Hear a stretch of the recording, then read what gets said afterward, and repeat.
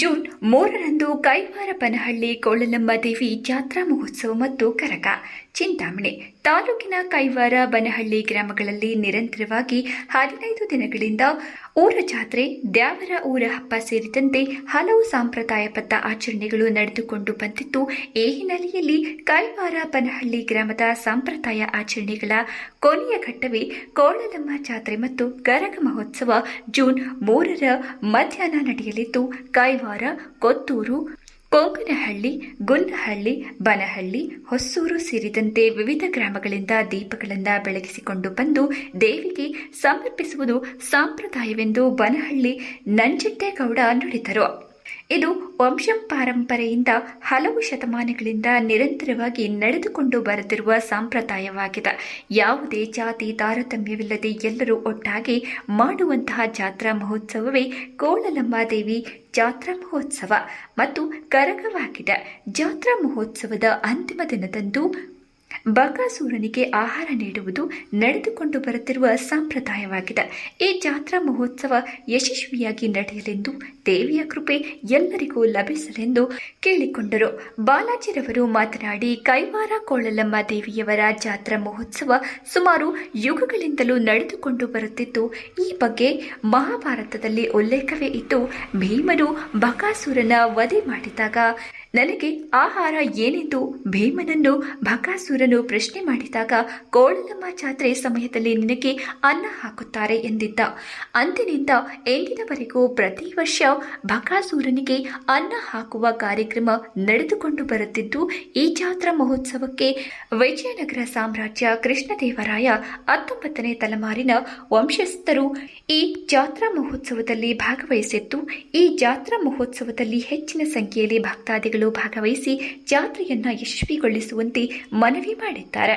ಈ ಸಂದರ್ಭದಲ್ಲಿ ಬನಹಳ್ಳಿ ನಂಜುಂಡೇಗೌಡ, ಮುನಿವೆಂಕಟರೆಡ್ಡಿ, ಪುಟ್ಟರಾಜು, ವೆಂಕಟೇಶ್, ಶಿವಾನಂದ, ಎಂ ಕೃಷ್ಣಪ್ಪ, ಬುಜ್ಜಪ್ಪ, ಜಯಶಂಕರ್, ಶಂಕರ, ಕರಗದ ಪೂಜಾರಿ ಕಲ್ಯಾಣ್, ವಿನಯ್ ಕುಮಾರ್, ವಿಜಯ್ ಕುಮಾರ್, ನವೀನ್, ಅರುಣ್, ಗಿರೀಶ್, ಶಶಿ, ಶ್ರೀನಾಥ್, ಅಶೋಕ, ಜಿಎಲ್, ಅಮರ್ನಾಥ್, ಕೈವಾರ ಬನಹಳ್ಳಿ, ಹೊಸೂರು ಗ್ರಾಮದ ಗ್ರಾಮಸ್ಥರು ಸೇರಿದಂತೆ ಇತರೆ ಗ್ರಾಮದವರು ಇದ್ದರು.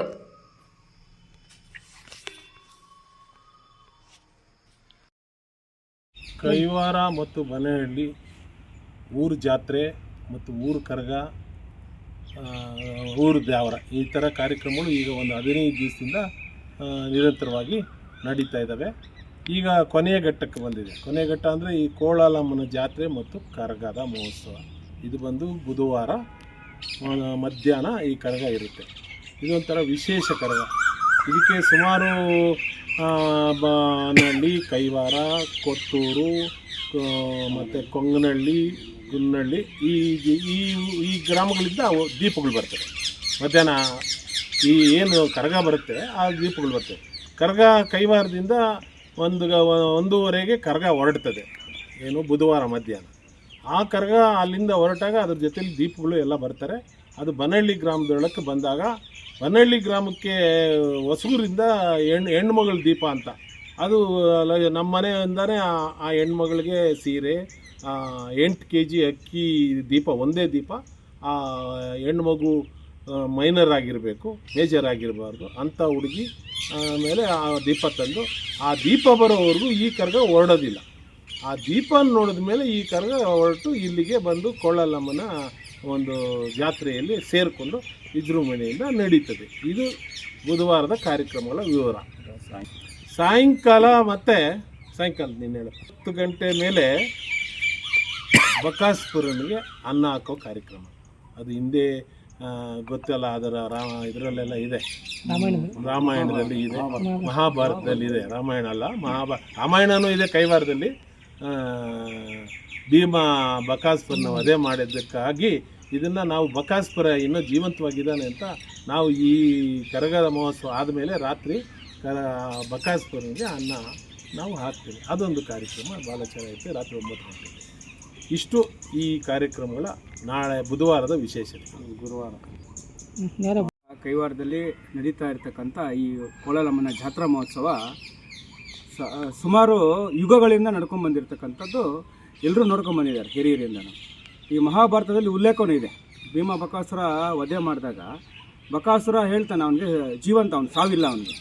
ಅವನು ನನಗೆ ಆಹಾರ ಏನು ಅಂತ ಕೇಳಿದಾಗ ಆವಾಗ ಅವನು ಹೇಳ್ತಾನೆ, ಕೈವಾರದಲ್ಲಿ ಜಾತ್ರೆ ಮಾಡ್ತಾರೆ, ಆ ಜಾತ್ರೆ ಸಂದರ್ಭದಲ್ಲಿ ನಿನಗೆ ಆಹಾರ ಕೊಡ್ತಾರೆ ಅಂತ ಅವತ್ತು ಅವನು ಹೇಳಿರ್ತಾನೆ. ಆ ಕಾಲದಿಂದಲೂ ಇದುವರೆಗೂ ಯುಗಗಳಿಂದನೂ ಕೈವಾರದಲ್ಲಿ ಕೋಳಲಮ್ಮನ ಜಾತ್ರೆ ನಡೀತಾ ಇರೋದು ಒಂದು ಸಂದರ್ಭ ಉಲ್ಲೇಖನೀಯವಾಗಿರುತ್ತದೆ.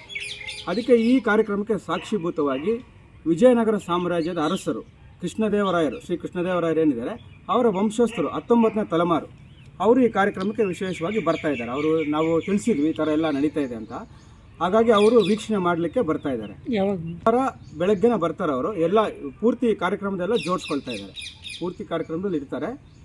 ಏನಪ್ಪ ಅಂತ ಹೇಳಿದ್ರೆ ಈ ಕಲೆ ಉಳಿದು ಬೆಳೆದಿರುವಂಥದ್ದು ರಾಜರಿಂದನೇ.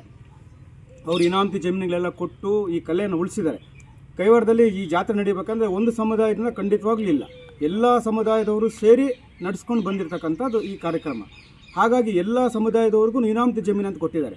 ಅವರು ಕುಲಕಸಬು ಏನು ಮಾಡ್ತಾರೆ ಅವ್ರಿಗೆ ಜಮೀನನ್ನು ಕೊಟ್ಟು ಅದರಲ್ಲಿ ಬರ್ತಕ್ಕಂಥ ಆದಾಯವನ್ನು ಉಪಯೋಗಿಸ್ಕೊಂಡು ಈ ಜಾತ್ರೆಯಲ್ಲಿ ಅವರು ಉಚಿತವಾಗಿ ಎಲ್ಲ ಸೇವೆಯನ್ನು ಮಾಡಬೇಕು ಅಂತಿದೆ. ಅವು ಕೊಟ್ಟಿರೋದಕ್ಕೆ ಇಲ್ಲಿವರೆಗೂ ಮಾಡ್ಕೊಂಡು ಬಂದಿರತಕ್ಕಂಥದ್ದು. ಅದಕ್ಕಾಗಿ ಅವ್ರಿಗೆ ಈ ವಿಷಯ ತಿಳಿಸಿದ್ದಕ್ಕೆ ಅವ್ರು ಸಂತೋಷವಾಗಿ ಒಪ್ಕೊಂಡು ಅವರು ವೀಕ್ಷಣೆ ಮಾಡಲಿಕ್ಕೆ ಬರ್ತಾ ಇದ್ದಾರೆ. ಹಾಗಾಗಿ ಎಲ್ಲ ಸಾರ್ವಜನಿಕರು ಹೆಚ್ಚಿನ ಸಂಖ್ಯೆಯಲ್ಲಿ ಬಂದು ರಾಜರನ್ನು ವೀಕ್ಷಣೆ ಮಾಡಿ ಈ ಕಾರ್ಯಕ್ರಮವನ್ನು ಮತ್ತು ದೇವರ ಕೃಪೆಗೆ ಪಾತ್ರರಾಗಬೇಕಂತ ಕೋರ್ಕೊಳ್ತಾ ಇದ್ದೀವಿ.